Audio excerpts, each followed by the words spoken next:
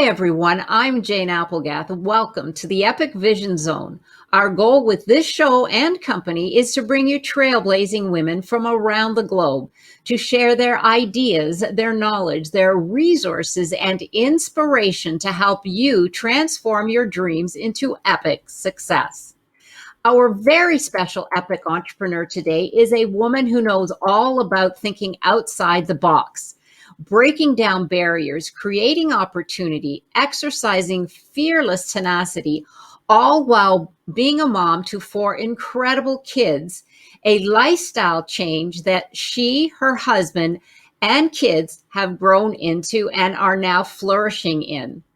Kara Goldin is the founder and CEO of Hint, a healthy lifestyle brand that produces award-winning fruit essence, sugar, and preservative-free waters, a leading drink that has been dubbed the Coca-Cola for the next generation.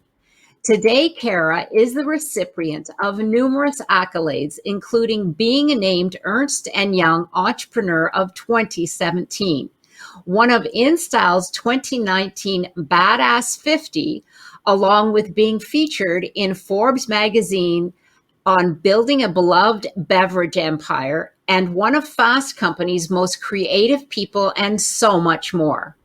In addition to running Hint, Kara is a newsletter author, host of her own podcast, Unstoppable with Kara Goldin, where she interviews founders, entrepreneurs, and disruptors across all industries. Her first book, Undaunted: Overcoming Doubts and Doubters, was released in October 2020 and is now a Wall Street Journal and Amazon bestseller. Kara lives in the Bay Area with her family. Welcome, Kara Goldin. Thank you. How are you? I'm great. Thank you. Thank you so much for being here. I know you have a full schedule and we're going to get started right now. You have a very interesting journey that you took from executive to entrepreneur. Share that story with our audience.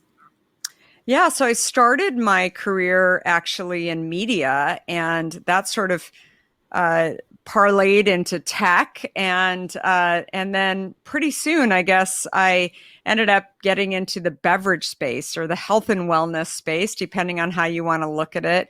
And I think for me, it really stemmed out of me just kind of feeling like I had this challenge in my life that I had been trying to figure out, that I had not been as healthy as I wanted to be. I'd gained a bunch of weight. I had, terrible energy levels over the years, and I just wasn't myself. And that's when I looked at everything that I was eating and drinking, and had pretty much given up until one day I looked a little closer at what I was drinking, which was primarily diet soda. And I decided if I gave up my diet soda, just to test this concept of drinking water instead of drinking diet soda, that maybe some things would change. I didn't really think that they would, but I thought I want to exhaust that possibility. And there was only one problem, and that was that water really did not taste very interesting to me. And so I had been slicing up fruit and throwing it in the water, thinking, okay, well, this gets me to drink water. Let's really see what's going to happen. And after a few weeks, that's when my energy levels came back. I ended up losing over 20 pounds, like lots of changes that I thought, frankly, I was a little surprised by. And that's when I looked for a product in the grocery stores that was just fruit and water with no sweeteners, no diet sweeteners, no sugar in it, because I didn't want to go back to having the sweetness. And I was shocked that everything had sweeteners in it. I couldn't believe it. So with my idea, I thought, I'm going to take this idea to the supermarket. I still wasn't thinking about it as becoming an entrepreneur or taking on the soda industry, the big soda industry.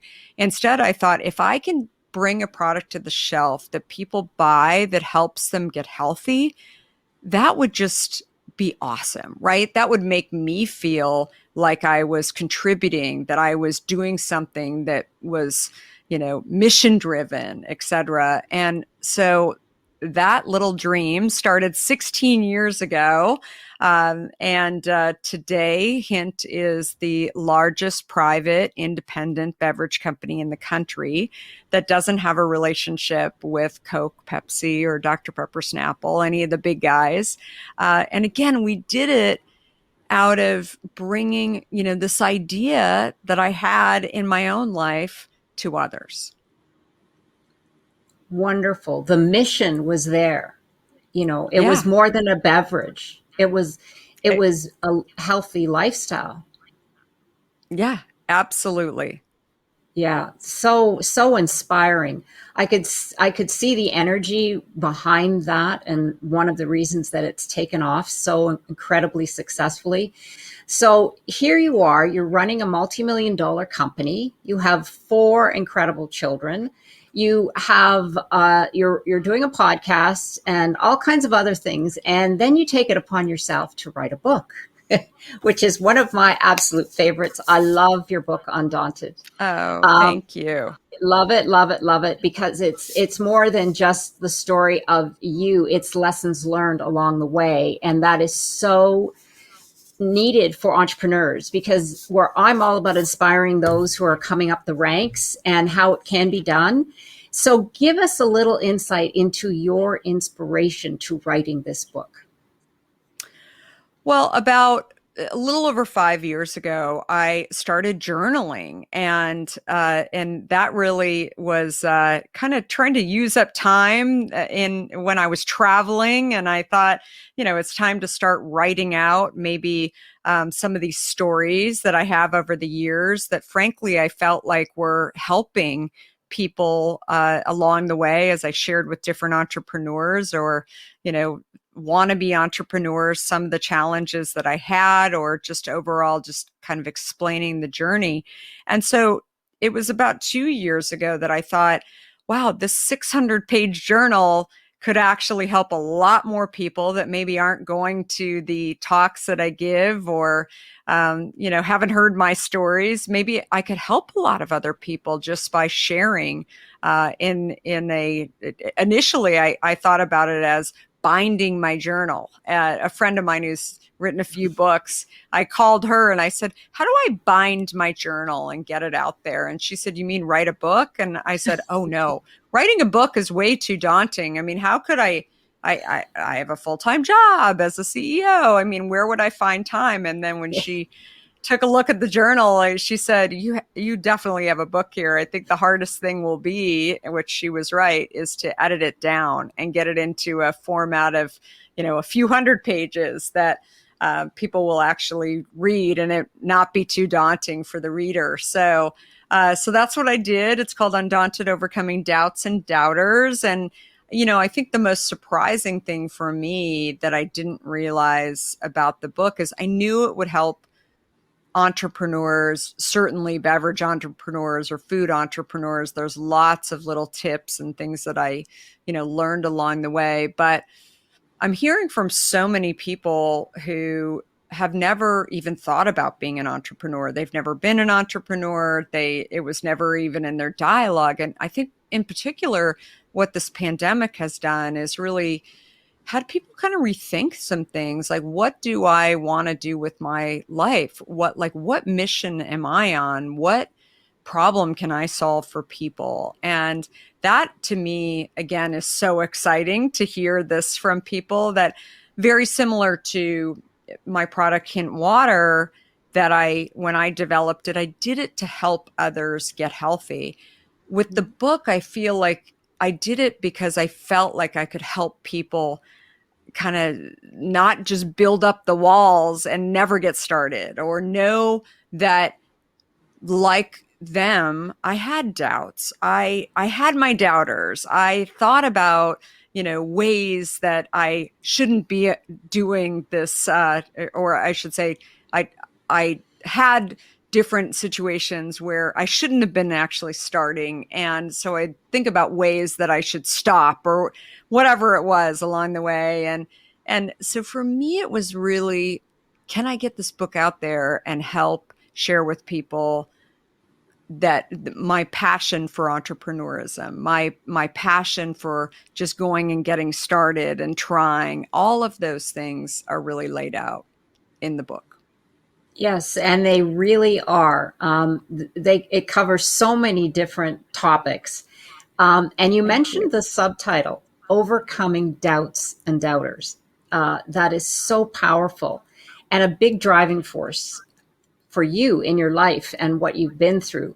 Can you tell us what's one of the proudest personal moments of that in action?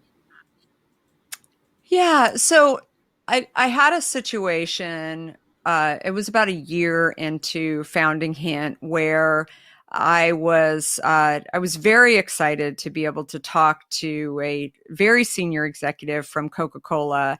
A friend had connected me. It was at a point in my journey where I couldn't figure out how to distribute our product across the US. We were local in my market where I live in the Bay Area, but I didn't know how I was going to be able to, get distribution in Colorado or Chicago or New York. And so a friend connected me with somebody that she had met at Coca-Cola. And I remember thinking, gosh, I'm going to be very prepared for this meeting. It's a big deal.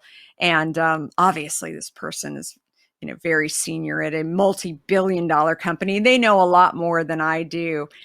I was not prepared to hear what I heard about 15 minutes into this conversation, which, after me sharing how well we were doing and how people were buying it and stores were reordering, that's when this gentleman said to me, "Sweetie, Americans love sweet. This product isn't going anywhere." And I thought, whoa, did he just call me sweetie? I think I tuned out for 30 seconds and thought, okay, now what do I do? Do I hang up the phone? Do I tell him, excuse me, why did you, call me sweetie? And I didn't say anything. I just continued to listen because I was so shocked by what I had heard. I mean, by the way, I'd never been called sweetie before in my life. And I think for me, it was just, it I think it almost caused me a moment to really, really pay attention to who I was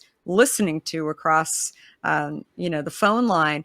And that's when I continued to listen for the next 45 minutes and him share sort of his point of view about why this consumer was just looking for sweet, and how his goal was to get calories from, 10 calories down to 0, which is where, diet drinks were at that time. And I remember hanging up the phone. I'm sure he thought that at that point I was quitting. I was, closing up this little company, this little dream that I had. And it was at that moment when I hung up and I thought, something that my parents used to say to me, maybe when somebody would say something to me that I disagreed with, they would say, consider the source. And you have to understand whether or not that person who is, in my case, giving me all kinds of doubts that he had from his own journey, whether or not I should listen. Right. And I think it's an important point, because it's not that I wasn't listening. I was listening very carefully, but I viewed this river that I was on, that I saw so clearly from the customers that I had gained over the last year, that my product, Hint, was helping a lot of people get healthy. It helped me to get healthy, but it was also helping a lot of other people who had things that they were challenged with, like type 2 diabetes. And again, this individual at this giant company with lots of experience was not willing to look, nor was he willing to ever say the word health. What people were doing was in the name of health. And so I think this is a really important point, because it's one that, obviously you've got doubters who are playing in kind of a different world. They've had a different journey than you. But in addition to that, sometimes when you're so far ahead, of other people, you think that this large company, this somebody with great experience is going to be the one that you have to worry about, that's going to crush you, however you want to think about it. Instead, it's the people like me that see this white space, and it's still really small, and you're willing to incubate it and figure out how to get the consumers to recognize that it's actually going to help.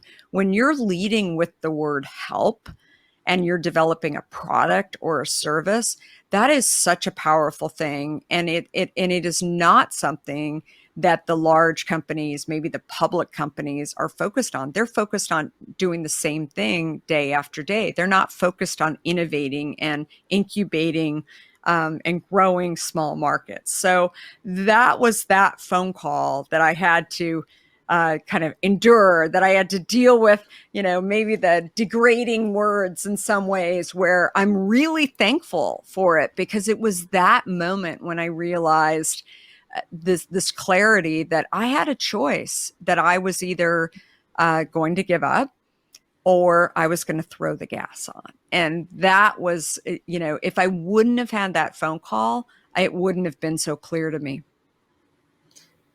Wow. Never tell a girl she can't. Yeah, exactly. Don't call me sweetie, for sure. I love it. It lit a fire under you. And you, like you said, the gas pedal just went to the floor and boom, there you went. But Totally. you opened up a market. And I love that. The white space, opening up the white space. That is so insightful, because that, you said the key word there is help, something that would help individuals. And that therein lies that white space. So such a great takeaway. I love that. So what is the most enjoyable part about being an entrepreneur? I would say the most enjoyable part about being an entrepreneur, and I would add to it mission-driven entrepreneur, is that if you're actually helping people, you're solving problems for people that they, had been challenged with for so many years, and suddenly a product like Hint comes out, which is helping people to drink water, helping people to control their, type 2 diabetes, or help them get through chemotherapy while they're going through cancer treatments. I mean, all of these things are messages from consumers that I've received over the years. And again, if you can create a product and become an entrepreneur that really focuses on a mission of helping, I mean, that's just an incredibly powerful thing, and one where, I would advise anyone to figure out what that is that you can do. What is your gift that you can focus on that is going to help a lot of people and change lives? Yes, exactly. Changing lives.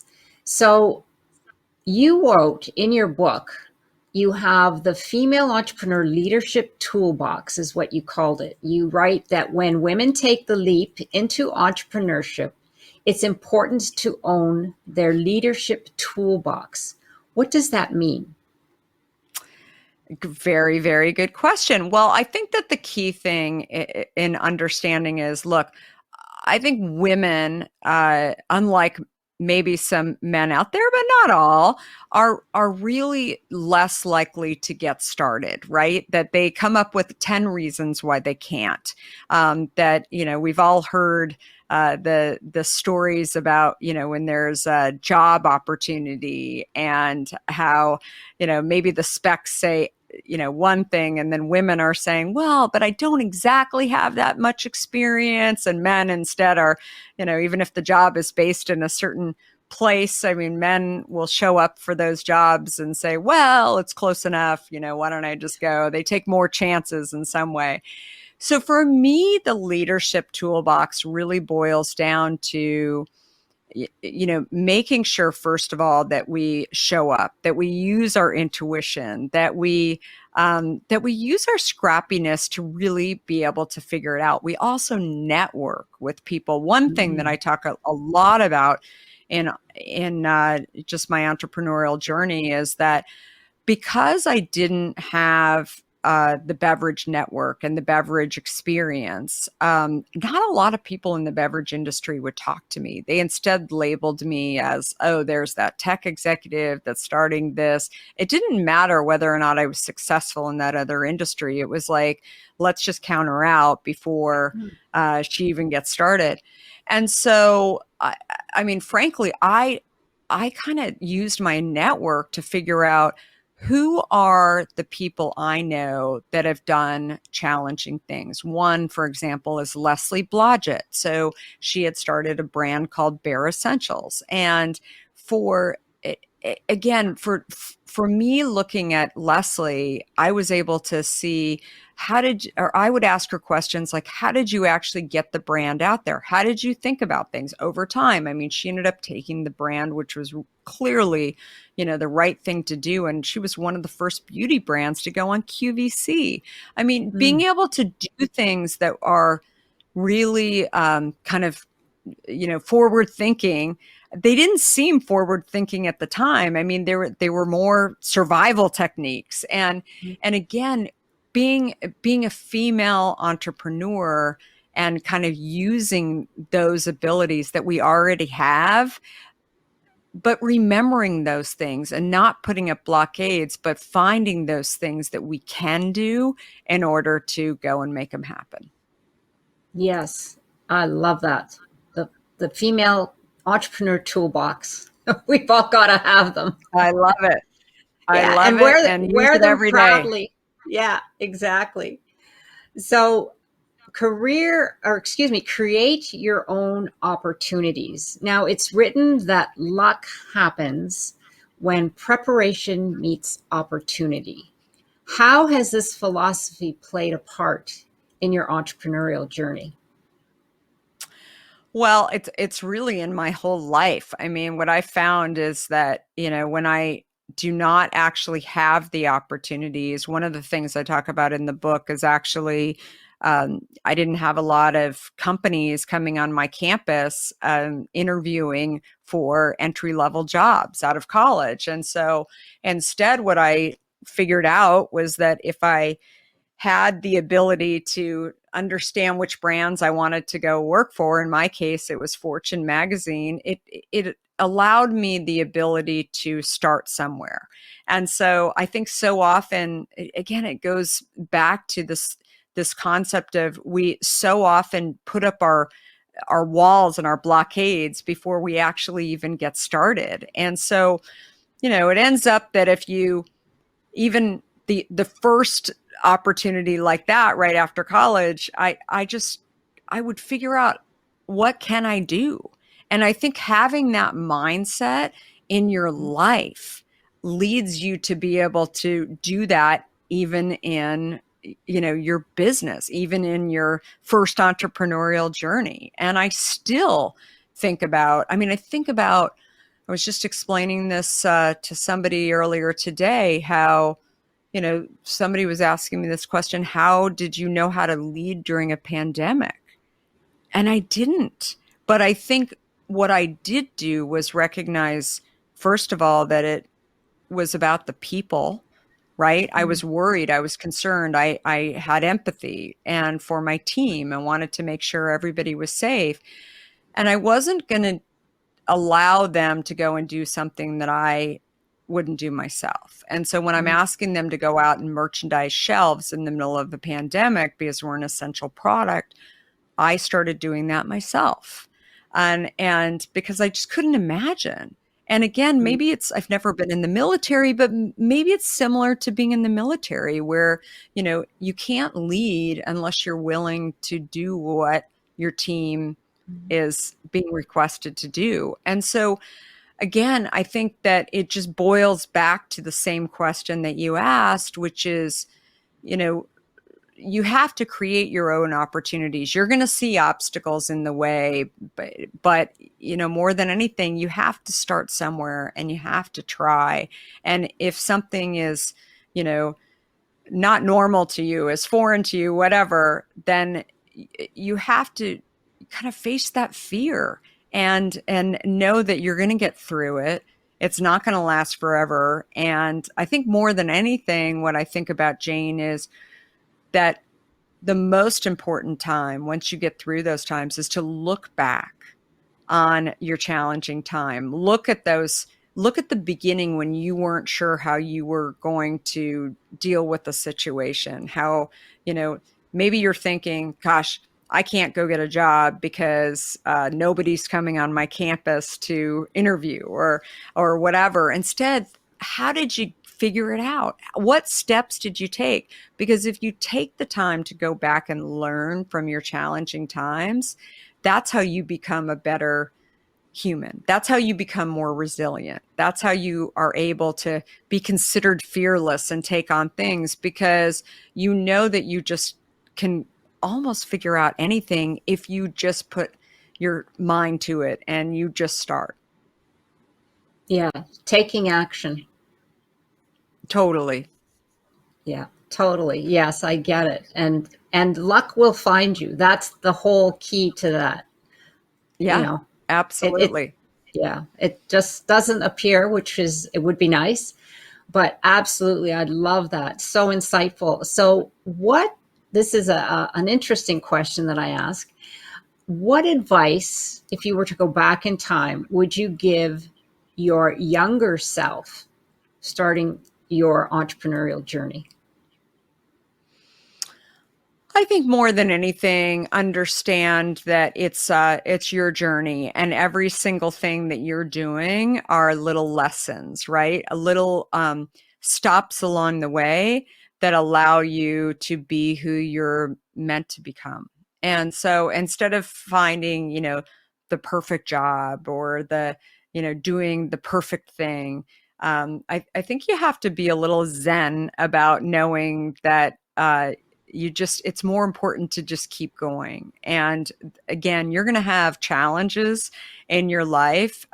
They might not be ones that you even thought about, but what can you learn from those things so that you can, maybe those things, maybe those times, maybe the pandemic, just as an example for everybody, is one that you need to weather, because there's a bigger thing up ahead that allows you to learn from this experience. What did you learn about yourself along the way? Right. What did you learn about your business that you needed to change in order to do better next time and become, better overall? I think I've done that a lot. And I think that it would be something that I would share with my younger self, that I share now with, audiences all over the place, whether you're an entrepreneur or a student or somebody looking to do kind of a second role of some sort. I think it's really, really important.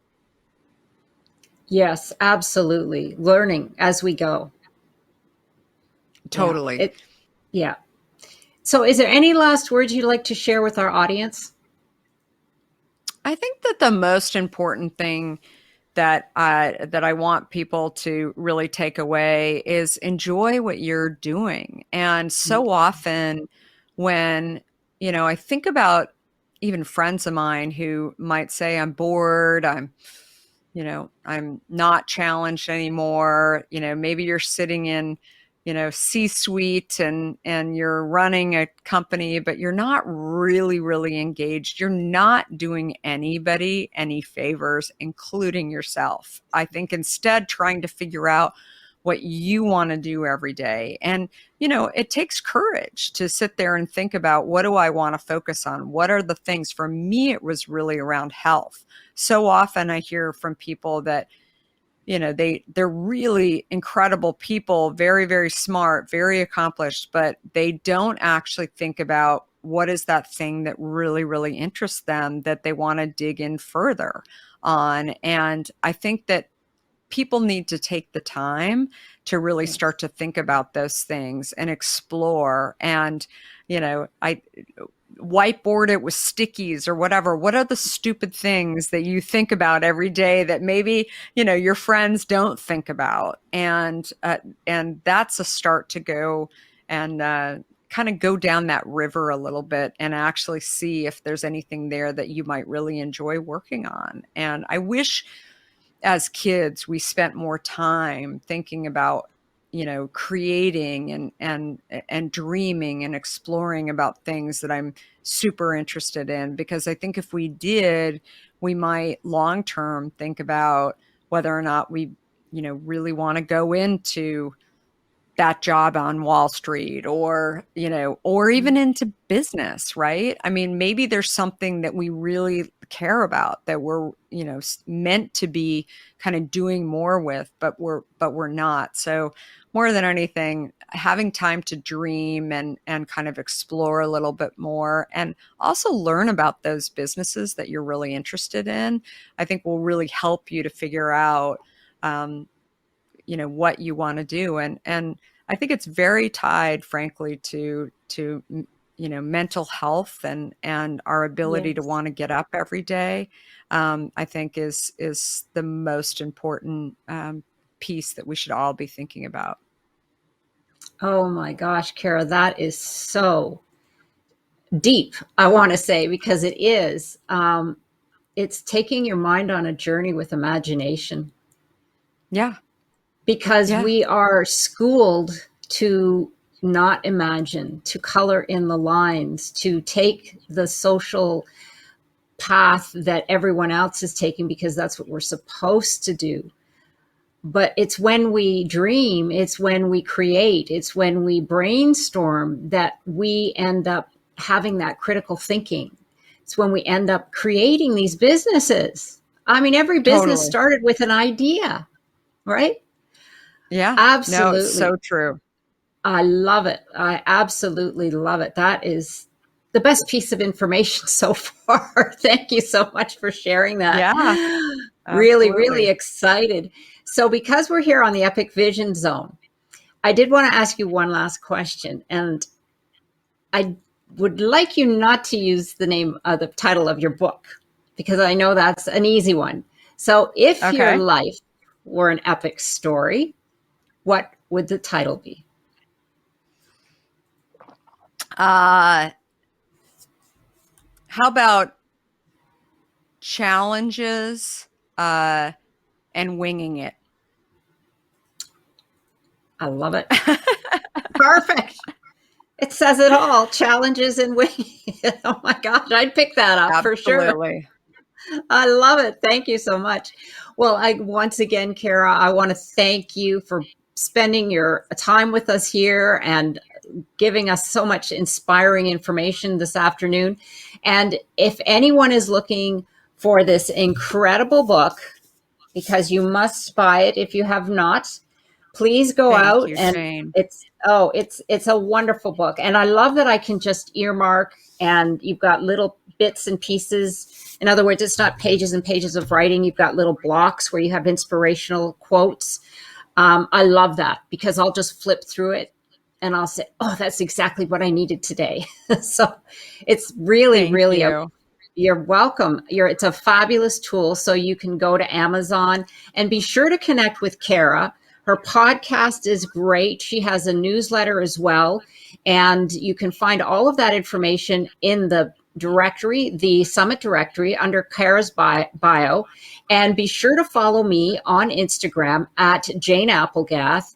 And if you're looking for a way to become an epic entrepreneur, join us at janeapplegath.com. This is the Epic Vision Zone, transforming your dream into epic success. Congratulations for signing up for the Female Entrepreneur Revolution. We're bringing you some of the most exciting female entrepreneurs from around the globe to share with you their knowledge, their ideas, their inspiration, and more importantly, their resources to elevate you to prosperity and freedom. And by being here, you're on the cusp of something great, your epic future. I'm Jane Applegath, founder of the Epic Vision Zone and producer of the Female Entrepreneur Revolution. Be sure to get your VIP pass and join me after the summit on June 16th for a very special VIP coaching session where we'll have hot seating, Summit Q&A, and a special guest appearance by one of our speakers just for you, where we'll ignite your vision, up-level your confidence, and set you on the path to your dreams' epic success. This is your opportunity calling. It's time to take action. Get your VIP pass now. I can't wait to see you on the other side.